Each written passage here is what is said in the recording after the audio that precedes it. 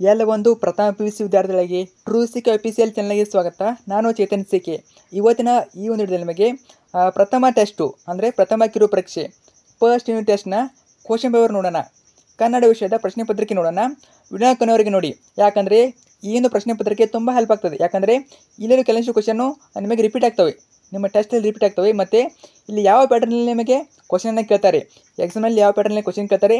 So ಪ್ರತಿಯೊಂದನ್ನು ಕೊಡ್ತೀನಿ, with answer ಕೂಡ ಹೇಳ್ತೀನಿ. ಆದ್ದರಿಂದ ಕೊನೆವರೆಗೆ ತಪ್ಪದೆ ನೋಡಿ. ಬನ್ನಿ ಇವತ್ತಿನ ಈ ಒಂದು ವಿಡಿಯೋನ ಶುರು ಮಾಡೋಣ.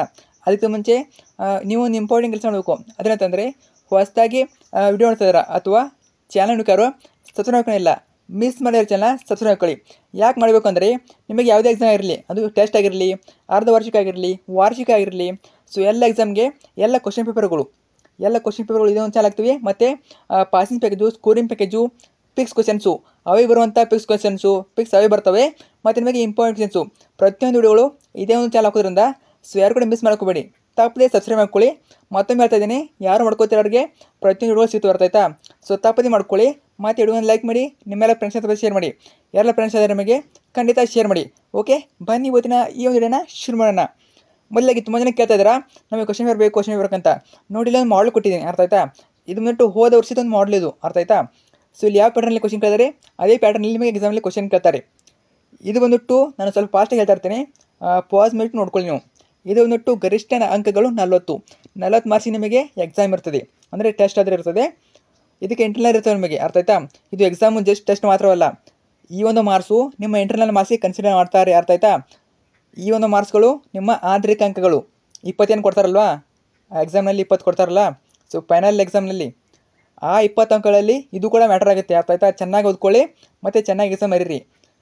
ಗರಿಷ್ಠ ಅಂಕಗಳು 40 ಮಾರ್ಕ್ಸಿಗೆ ಇರ್ತದೆ. ಇಲ್ಲಿ ಮೊದಲೇ ನಿಮಗೆ 4 ಮಲ್ಟಿಪಲ್ ಚಾಯ್ಸ್ ಕ್ವಶನ್ ಕೇಳ್ತಾರೆ, ಅರ್ಥ ಆಯ್ತಾ. 4 ಮಲ್ಟಿಪಲ್ ಚಾಯ್ಸ್ ಕ್ವಶನ್ಸು, ಬಹು ಆಯ್ಕೆ ಪ್ರಶ್ನೆಗಳನ್ನು 4 ಕೇಳ್ತಾರೆ. ಮೊದಲಿಗೆ ಪ್ರಶ್ನೆ ಸಂಖ್ಯೆ 1, ಪಿನಾಕಪಾನಿ ಎಂದರೆ ಯಾರು? ಸೊ ನಿಮಗೆಲ್ಲ ಗೊತ್ತೇ ಇದೆ, ಶಿವ. ಪ್ರಶ್ನೆ ಸಂಖ್ಯೆ 2, ಅಕ್ಕ ಮಹಾದೇವಿಯ ವಚನಗಳ ಅಂಕಿತ ಯಾವುದು? ಉತ್ತರ ಚೆನ್ನಮಲ್ಲಿಕಾರ್ಜುನ ಅನ್ನೋದು ಅಕ್ಕ ಮಹಾದೇವರ ವಚನಗಳ ಅಂಕಿತ. ಇನ್ನು ಪ್ರಶ್ನೆ ಸಂಖ್ಯೆ 3, ಕುಟುಂಬ ಯೋಜನಾ ವಿಸ್ತರಣಾಧಿಕಾರಿಯ ಹೆಸರೇನು?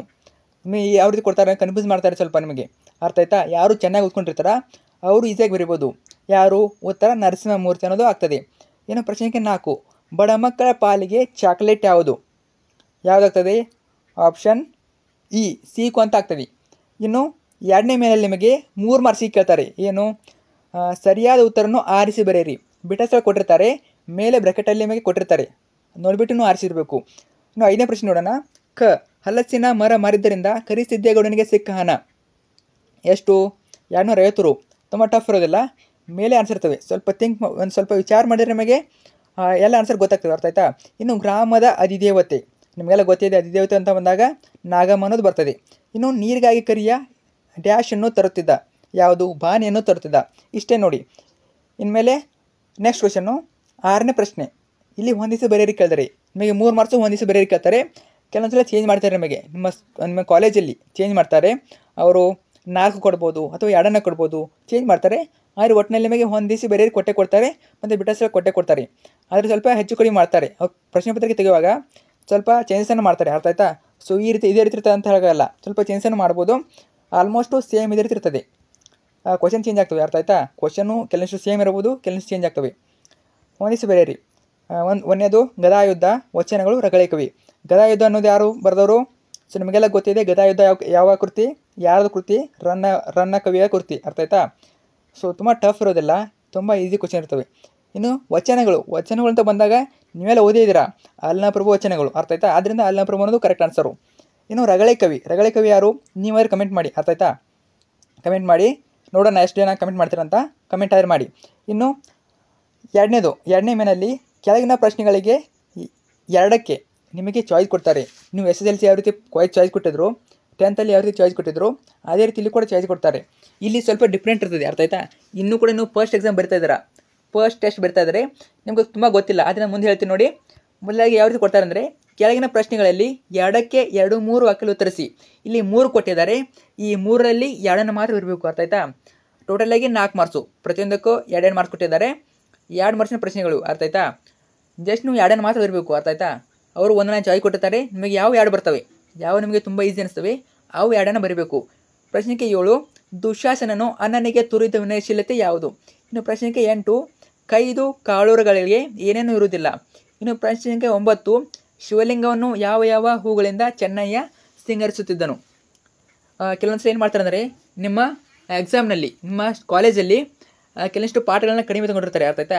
ಎಷ್ಟು ಪಾಠ ಮುಗಿಸಿರ್ತಾರೆ ಅಷ್ಟರ ಮೇಲೆ ಮಾತ್ರ ನಿಮಗೆ ಟೆಸ್ಟ್ ತಗೋತಾರೆ, ಅರ್ಥ ಆಯ್ತಾ? ಇಲ್ಲಿ ಸ್ವಲ್ಪ ಜಾಸ್ತಿ ಇರ್ಬೋದು, ಕ್ವಶನ್ಗಳು ಪಾಠಗಳು ಜಾಸ್ತಿ ಇರ್ಬೋದು. ನಿಮ್ಮ ಕಾಲೇಜಲ್ಲಿ ಎಷ್ಟು ಪಾಠ ಹೇಳಿದರೆ ಅಷ್ಟು ಮಾತ್ರ ಓದ್ಕೊಳ್ಳಿ, ಅರ್ಥ ಆಯ್ತಾ? ಕ್ವಶನ್ ಪೇಪರು ಎಲ್ಲ ಸೇಮ್ ಇರೋದಿಲ್ಲ, ಅವ್ರು ಯಾವ ರೀತಿ ತೆಗಿತಾರೆ ಅದ್ರ ಮೇಲೆ ಡಿಪೆಂಡು. ಆಲ್ಮೋಸ್ಟು ನಿಮ್ಮ ಕಾಲೇಜಲ್ಲಿ ಯಾವೆಲ್ಲ ಪಾಠ ಮುಗಿಸಿದ್ದಾರೆ ಅಥವಾ ಪದ್ಯ ಮುಗಿಸಿದ್ದಾರೆ ಅವನ್ನ ಮಾತ್ರ ಓದ್ಕೊಳ್ಳಿ. ಇನ್ನು ಅಲ್ಲೇ ಎರಡನೇ ಮೇನು ಬರ್ತದೆ, ಆ ಅಂತ ಬರ್ತದೆ. ಕೆಳಗಿನ ಪ್ರಶ್ನೆಗಳಲ್ಲಿ ಒಂದಕ್ಕೆ 2, 3 ವಾಕ್ಯಗಳು ತರಿಸಿ. ಇಲ್ಲಿ 2 ಕೊಡ್ತಾರೆ, ಮತ್ತು ಅದರಲ್ಲಿ 1 ಬರೀಬೇಕು. ಟೋಟಲಾಗಿ 2 ಮಾರ್ಕ್ಸು. ನೆಕ್ಸ್ಟು ಆಮೇಲೆ ಈ ಅಂತ ಬರ್ತದೆ. ಕೆಳಗಿನ ಪ್ರಶ್ನೆಯಲ್ಲಿ ಒಂದಕ್ಕೆ 2, 3 ವಾಕ್ಯಗಳು ತರಿಸಿ. ಇಲ್ಲೂ ಕೂಡ 2 ಮಾರ್ಕ್ಸಿಂದೆ. ಇಲ್ಲೂ ಕೂಡ 2ರಲ್ಲಿ 1 ಬರಬೇಕು. ಈ ರೀತಿ ಅವರು ಆ ಈ ಅಂತ 3 ಭಾಗ ಮಾಡ್ತಾರೆ, ಅರ್ಥ ಆಯ್ತಾ? ಸೊ ತುಂಬಾ ಈಸಿ ನಿಮಗೆ. ಒಂದು ಪ್ರಶ್ನೆ ಬರಿಲ್ಲ ಅಂದರೂ ಇನ್ನೊಂದು ಬರಿಬೋದು. ಕನ್ನಡ ಅನ್ನೋದು ಅಷ್ಟೊಂದು ಟಫ್ ಇಲ್ಲ, ಅರ್ಥ ಆಯ್ತಾ? ಇನ್ನು PUC ಅಂತೂ ತುಂಬಾ ಈಸಿ. ಈ ರೀತಿ ಚಾಯ್ಸ್ ಕೊಡ್ತಾರೆ. ನೀವು ಸ್ವಲ್ಪ ಒಂದು ಕ್ವಶನ್ ಬರಿಲ್ಲ ಅಂದರೂ ಇನ್ನೊಂದು ಕ್ವಶನ್ ಬರಿಬೋದು. ಸೊ ಚೆನ್ನಾಗಿ ಓದ್ಕೊಂಡಾಗಿ ಆಲ್ಮೋಸ್ಟು 40ಕ್ಕೆ 40 ಟ್ರೈ ಮಾಡಿ. ಕನ್ನಡ ತುಂಬ ಈಸಿ ಇರ್ತದೆ. 40ಕ್ಕೆ 40 ಆಗಿದೆ ಅಂದ್ರೆ 35 ಮೇಲೆ ತೊಗೊಳ್ಳಿ. ಯಾಕಂದರೆ ನಿಮ್ಮ ಇಂಟರ್ನಲ್ ಮಾರ್ಕ್ಸ್ ಕೊಡ್ತಾರೆ. ಆದರೆ ಅಂಕ ಕೊಡೋದ್ರಿಂದ ನಿಮ್ಮ ಆ್ಯನ್ಯುವಲ್ ಎಕ್ಸಾಮ್ನಲ್ಲಿ ಸ್ಕೋರ್ ಜಾಸ್ತಿ ಆಗ್ತದೆ, ಅರ್ಥ ಆಯ್ತಾ? ಸೊ ತಪ್ಪದೇ ಈ ಎಕ್ಸಾಮ್ನ ಚೆನ್ನಾಗಿ ಬರೀರಿ. ನೆಕ್ಸ್ಟು ನಿಮಗೆ ಎಲ್ಲ ಕ್ವಶನ್ ಪೇಪರ್ ಬರ್ತಾವೆ ನಮ್ಮ ಚಾನಲ್ಲಿ. ನಮ್ಮೊಂದು ಚಾನಲ್ಲಿ ಎಲ್ಲ ಕ್ವಶನ್ ಪೇಪರ್ ಹಾಕ್ತೀವಿ. ಜಸ್ಟು ಕನ್ನಡ ಅಲ್ಲ, ಇಂಗ್ಲೀಷ್ ಆಗಿರ್ಬೋದು, ಹಿಂದಿದವರು ಹಿಂದಿ ಹಾಕ್ತೀವಿ, ಮತ್ತು ಆರ್ಟ್ಸ್ ಇದ್ದವ್ರಿಗೆ ಎಲ್ಲ ಸಬ್ಜೆಕ್ಟ್ಗಳು, ಕಾಮರ್ಸ್ ಇದ್ದವ್ರಿಗೆ ಎಲ್ಲ ಸಬ್ಜೆಕ್ಟ್ಗಳು, ಸೈನ್ಸ್ ಇದ್ದವ್ರಿಗೆ ಎಲ್ಲ ಸಬ್ಜೆಕ್ಟ್ಗಳು ಪ್ರತಿಯೊಂದನ್ನು ಹಾಕ್ತೀವಿ. ಜಸ್ಟ್ ನೀವು ವಿಡಿಯೋ ನೋಡ್ತಾ ಹೋಗಿ, ಜಸ್ಟು ಸಬ್ಸ್ಕ್ರೈಬ್ ಮಾಡ್ಕೊಳ್ಳಿ, ವಿಡಿಯೋ ನೋಡ್ತಾ ಹೋಗಿ. ಇನ್ನು ನೆಕ್ಸ್ಟು 3ನೇ ಮೇನಲ್ಲಿ ಕೆಳಗಿನ ವಾಕ್ಯಗಳಲ್ಲಿ ಒಂದಕ್ಕೆ ಸಂದರ್ಭ ಸೂಸಿ ಸ್ವರಸ್ಯ ಬರೀರಿ. ಇನ್ನು ಬರುವಂಥದ್ದು ಸಂದರ್ಭಗಳು. ಇಲ್ಲಿ 3 ಮಾರ್ಕ್ಸಿಗೆ ಸಂದರ್ಭ ಕೇಳ್ತಾರೆ ನಿಮಗೆ ಎಕ್ಸಾಮಲ್ಲಿ. ಇಲ್ಲಿ ಕೂಡ ನಿಮಗೆ ಚಾಯ್ಸ್ ಇರ್ತವೆ. ಮೇಲೆ ಯಾವ ರೀತಿ ಚಾಯ್ಸ್ ಇತ್ತು ಅದೇ ರೀತಿ ಚಾಯ್ಸ್ ಇರ್ತವೆ. ಇಲ್ಲಿ 1ಕ್ಕೆ ಬರಬೇಕು, 2 ಕೊಟ್ಟಿದ್ದಾರೆ 1 ಬರಬೇಕು. ಆಮೇಲೆ ಇಲ್ಲಿ ಕೂಡ ಸೇಮ್ ಇದೆ ನೋಡಿ, ಒಂದಕ್ಕೆ ಸಂದರ್ಭ ಸೂಸಿ ಸ್ವರಸ್ಯ ಬರೀರಿ, ಆ ಮೇನಿದು. ಇಲ್ಲೂ ಕೂಡ 1 ಬರಬೇಕು. ಕ್ವಶನ್ ನೀವು ನೋಡ್ಕೊಳ್ಳಿ, ಅರ್ಥ ಆಯ್ತಾ? ನಾನು ಸ್ಲೋ ಮಾಡ್ತಾಯಿದ್ದೀನಿ, ಕ್ವಶನ್ಗಳನ್ನು ನೋಡ್ಕೊಳ್ಳಿ. ಇದೇ ರೀತಿ ಪ್ರಶ್ನೆಗಳನ್ನ ಕೇಳ್ತಾರೆ. ಇನ್ನು ನಿಮಗೆ 4th ಮೇನಲ್ಲಿ ಕೆಳಗಿನ ಯಾವುದಾದ್ರೂ ಒಂದು ಪ್ರಶ್ನೆಗೆ 5, 6 ವಾಕ್ಯಗಳಲ್ಲಿ ಉತ್ತರಿಸಿ. ಅಂದರೆ 5, 6 ವಾಕ್ಯ ಅಂದರೆ 4 ಮಾರ್ಕ್ಸ್ ಕ್ವಶನ್ಸು. ಇಲ್ಲೂ ಕೂಡ ಸೇಮು ಆ ಈ ಅಂತ. ಸೊ ಮತ್ತು ಆ 2 ಮಾಡಿದ್ದಾರೆ, ಅರ್ಥ ಆಯ್ತಾ? ಕೆಲವೊಂದ್ಸಲ ಈ ಕೂಡ ಮಾಡ್ಬೋದು. ಇಲ್ಲಿ 2 ಮಾತ್ರ ಕೇಳಿದ್ರೆ ಅಂದ್ರೆ ಆ ವಿಭಾಗ 2 ಇವೆ. ಇಲ್ಲೂ ಕೂಡ ನಿಮಗೆ ಚಾಯ್ಸು, ಪ್ರತಿಯೊಂದರಲ್ಲಿ ಚಾಯ್ಸ್ ಇರ್ತವೆ. ಅಂದರೆ ಎಲ್ಲಿ ಹಿಡಿದು ಚಾಯ್ಸು 2 ಮಾರ್ಕ್ಸಿಂದ ಚಾಯ್ಸ್ ಇರ್ತವೆ. 1 ಮಾರ್ಕ್ಸಿಗೆ ಯಾವ್ದು ಚಾಯ್ಸ್ ಇರೋದಿಲ್ಲ, 2 ಮಾರ್ಕ್ಸಿಂದ ಚಾಯ್ಸ್ ಸ್ಟಾರ್ಟ್ ಆಗ್ತವೆ. ಮತ್ತೊಮ್ಮೆ ಹೇಳ್ತಾ ಇದ್ದೀನಿ, 2 ಮಾರ್ಕ್ಸಿಂದ ಚಾಯ್ಸ್ ಇರೋದೇ ಸ್ಟಾರ್ಟ್ ಆಗ್ತವೆ, ಅರ್ಥ ಆಯ್ತಾ? ಇವೆಲ್ಲ ನೋಡಿದ್ರೆ ನೀವು ಯಾವ ರೀತಿ ಮಾಡ್ತಾರೆ ಅಂತ. ಈಗ ನೆಕ್ಸ್ಟ್ ಕ್ವಶನ್ ನೋಡೋಣ. 15ನೇ ಕ್ವಶನ್ನು, ದುರ್ಯೋಧನ ರಣರಂಗದಲ್ಲಿ ನಡೆದು ಬಂದ ಬಗೆಯನ್ನು ಕವಿ ಹೇಗೆ ವರ್ಣಿಸಿದ್ದಾನೆ? Very important. ಪ್ರತಿ ವರ್ಷ ಕೇಳ್ತಾನೆ ಇರ್ತಾರೆ, ನಿಮ್ಮ ಕಾಲೇಜಲ್ಲಿ ಕೂಡ ಕೇಳ್ತಾರೆ, ಚೆನ್ನಾಗಿ ಓದ್ಕೊಳ್ಳಿ, ಅರ್ಥ ಆಯ್ತಾ? ಇನ್ನು ವಚನಗಳ ಮೇಲೆ ಕೂಡ ನಿಮಗೆ 4 ಮಾರ್ಕ್ಸ್ ಕ್ವಶನ್ ಕೇಳ್ತಾರೆ, ಅರ್ಥ ಆಯ್ತಾ? ದೇಹವೆಂಬ ಬಂಡಿಯನ್ನು ಹೇಗೆ ನಡೆಸಬೇಕೆಂದು ತಿಳಿಸಲಾಗಿದೆ. ಸ್ವಲ್ಪ ವಿವರಣೆ ಬರೀರಿ. ತುಂಬಾ ಈಸಿ ವಚನಗಳು, ಅರ್ಥ ಆಯ್ತಾ? ಸಾರಾಂಶಗಳು ಕೊಟ್ಟಿದ್ದೀನಿ ನಿಮಗೆ. ಕ್ವಶನ್ ಆನ್ಸರ್ ಕೊಡುವಾಗ ಸಾರಾಂಶ ಕೊಟ್ಟಿದ್ದೀನಿ, ಅವನಿಗೆ ನೋಡ್ಕೊಳ್ಳಿ, ನಿಮಗೆ ತುಂಬ ಹೆಲ್ಪ್ ಆಗ್ತದೆ. ನೆಕ್ಸ್ಟ್ ಬರುವಂಥದ್ದು ಲಾಸ್ಟ್ನೇ ಮೇಲಲ್ಲಿ ನಿಮಗೆ ಏನು ಕೇಳ್ತಾರೆ? ನಿಮಗೆ ಗ್ರಾಮರ್ ಕೇಳ್ತಾರೆ, ಅಂದರೆ ವ್ಯಾಕರಣ ಕೇಳ್ತಾರೆ. ಯಾವ ರೀತಿ ಕೇಳ್ತಾರೆ? ತುಂಬ ಅಂದರೆ ತುಂಬ ಸರಳ ವ್ಯಾಕರಣ ಇರ್ತದೆ. ಯಾವ ರೀತಿ ನೋಡೋಣ. 5ನೇ ಮೇನಲ್ಲಿ ಕೆಳಗಿನ ಯಾವುದಾದ್ರೂ 2 ಪ್ರಶ್ನೆಗಳಿಗೆ ಸೂಚನೆಗೆ ಅನುಗುಣವಾಗಿ ವಿವರಿಸಿ. ನೋಡಿ, ಇಲ್ಲಿ 22ನೇ ಕ್ವಶನು ತುಂಬಾ ಈಸಿ. ಕೆಳಗಿನ 2 ಪದಗಳನ್ನು ಬಿಡಿಸಿ ಬರೆಯಿರಿ, ಅರ್ಥ ಆಯ್ತಾ? ಇಲ್ಲೂ ಕೂಡ ಚಾಯ್ಸ್ ನಮಗೆ ಪ್ರತಿಯೊಂದರಲ್ಲಿ ಚಾಯ್ಸ್ ಇದ್ದೇ ಇರ್ತವೆ. ಅಲ್ಲಿ ಅಷ್ಟೇ ಅಲ್ಲ, ಇಲ್ಲೂ ಕೂಡ ಚಾಯ್ಸು. ಇಲ್ಲಿ 3ನೇ ಕೊಟ್ಟಿದ್ದಾರೆ, ಇಲ್ಲಿ 2ನೇ ಬರಬೇಕು, ಅರ್ಥ ಆಯ್ತಾ? ಮತ್ತು ಅದರಲ್ಲೇ ಚಾಯ್ಸು. ಮೇನ್ ಹೆಡ್ಡಿಂಗ್ ಓದ್ಕೊಳ್ಳಿ, ಅಂತ ಇದೆಯಲ್ಲ, ಕೆಳಗಿನ ಯಾವುದಾದ್ರೂ 2 ಪ್ರಶ್ನೆಗಳಿಗೆ, ಅರ್ಥ ಆಯ್ತಾ? ಇಲ್ಲಿ ಎಷ್ಟು ಕೊಟ್ಟಿದ್ದಾರೆ? 4 ಕೊಟ್ಟಿರ್ತಾರೆ, ಮತ್ತು ಅದರಲ್ಲಿ 2, ಅರ್ಥ ಆಯ್ತಾ? ಅದರಲ್ಲಿ 2 ಮತ್ತು ಪ್ರಶ್ನೆಗಳಲ್ಲಿ ಕೂಡ ನಿಮಗೆ 2 ಮಾತು ಬರಬೇಕು, ಅರ್ಥ ಆಯ್ತಾ? 22ನೇ ಪ್ರಶ್ನೆ ನೋಡಿ, ಕೆಳಗಿನ 2 ಪದಗಳನ್ನು ಬಿಡಿಸಿ ಬರೆಯಿರಿ. ಜಲಾಂಜಲಿ, ಉಂಡೆಗಟ್ಟು, ನೂರೇಟು, ಮತ್ತು ಇದರಲ್ಲಿ 2 ಇರಬೇಕು. ನೋಡಿ ಎಷ್ಟು ಅಪಾರ್ಚುನಿಟಿ, ತುಂಬಾ ಈಸಿ. ಕನ್ನಡ ಪೇಪರು ಚೆನ್ನಾಗಿ ಬರೀರಿ, ನಿಮ್ಮ ಸ್ಕೋರ್ ಕೂಡ ಚೆನ್ನಾಗಿ ಆಗ್ತದೆ. ಸೊ ಇದೇ ರೀತಿ ಕೆಳಗಿನ 2 ಪದಗಳಿಗೆ ಸಮಾನಾರ್ಥಕ ಪದಗಳನ್ನು ಬರೆಯಿರಿ, ಕೆಳಗಿನ 2 ಪದಗಳಿಗೆ ವಿರುದ್ಧ ಪದಗಳನ್ನು ಬರೀರಿ. ಇದೆಲ್ಲ ಬರೀಬೇಕು ನೀವು, ಯಾವ್ದು ಬರ್ತದೆ ಅದನ್ನ ಬರೀರಿ. ಇನ್ನು ನೆಕ್ಸ್ಟ್ ಬರುವಂಥದ್ದು 4 ಮಾರ್ಕ್ಸಿಗೆ ಪತ್ರವನ್ನು ಕೇಳ್ತಾರೆ. ಒಂದು ವ್ಯವಹಾರಿಕ, ಒಂದು ವೈಯಕ್ತಿಕತೆ. ನಿಮ್ಮ ಹುಟ್ಟು ಹಬ್ಬಕ್ಕೆ ಆಹ್ವಾನಿಸಿ ನಿಮ್ಮ ಗೆಳೆಯ ಗೆಳತಿಗೆ ಒಂದು ಪತ್ರವನ್ನು ಬರೀರಿ, ಇದು ವೈಯಕ್ತಿಕ. ಆಮೇಲೆ ಪ್ರಬಂಧ ಕೇಳ್ತಾರೆ, ಅರ್ಥ ಆಯ್ತಾ? ನೀವು ಪತ್ರ ಬರಲಿಲ್ಲ ಅಂದರೆ ಪ್ರಬಂಧ ಬರಿಬೋದು. ನೀವು ಪತ್ರ ಅಥವಾ ಪ್ರಬಂಧ ಯಾರಲ್ಲಿ 1 ಬರೀಬೇಕು. Totally 4 marks. ಸೊ ಇಲ್ಲಿಗೆ ಈ ಒಂದು ಕ್ವಶನ್ ಪೇಪರ್ ಆಗ್ತದೆ. ಮತ್ತು ನಿಮಗೆ ಮುಂದೆ ಒಂದು ವಿಡಿಯೋದಲ್ಲಿ ಇಂಗ್ಲೀಷ್ ಆಗಿರ್ಬೋದು, ಪ್ರತಿಯೊಂದು ಬರ್ತವೆ. ಸೊ ಚಾನಲ್ ಬರ್ತವೆ, ನೋಡ್ಕೊಳ್ಳಿ. ಮತ್ತು ಫ್ರೆಂಡ್ಸ್ ಜೊತೆ ಪರಿಚಯ ಮಾಡಿ. ಮತ್ತು ನಿಮಗೆ ಯಾವ ಪ್ರಶ್ನೆ ಪತ್ರಿಕೆ ಬೇಕೋ ಕಮೆಂಟ್ ಮಾಡಿ. Thank you so much.